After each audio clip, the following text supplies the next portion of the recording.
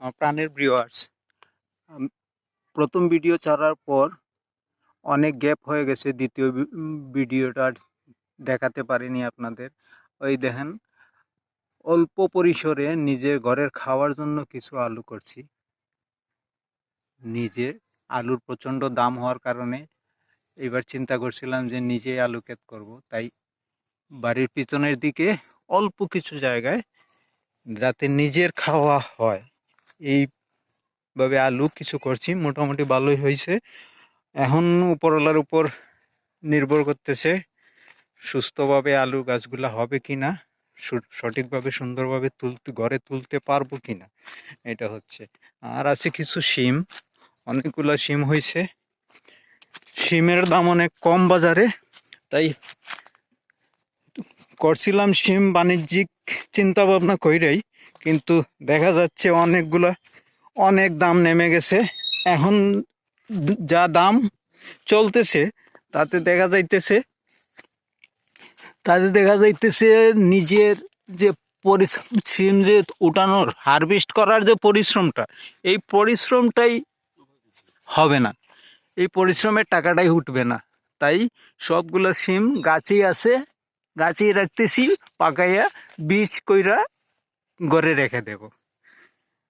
এখন অনেক দাম কম আমাদের এদিকে।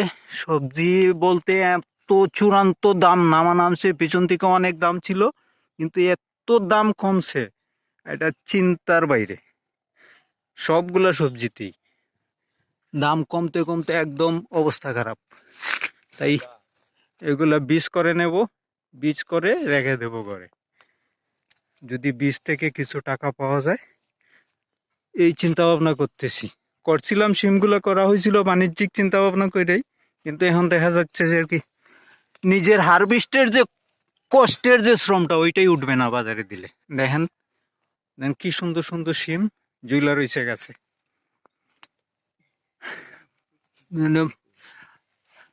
আজ এই দেখেন অনেকগুলা সিম, চিপা চাপায় অনেক সিম।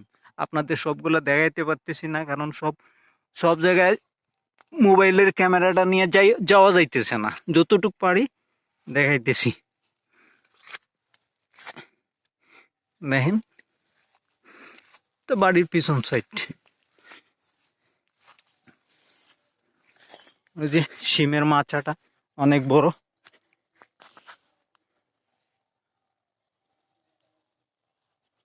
অনেক বড় আছে। মোটামুটি সব করছি। মিষ্টি কুমড়া আছে, মিষ্টি কুমড়া মাত্র ধরতে শুরু করেছে। এই আরো কিছুদিন যাক, থার্ড ভিডিওতে দেখাবো আপনাদের। তাই আজ এ পর্যন্তই। সবাই ভালো থাকবেন, আর আমার চ্যানেলটাকে ভিডিওগুলা একটু সাবস্ক্রাইব করে দেবেন। ধন্যবাদ।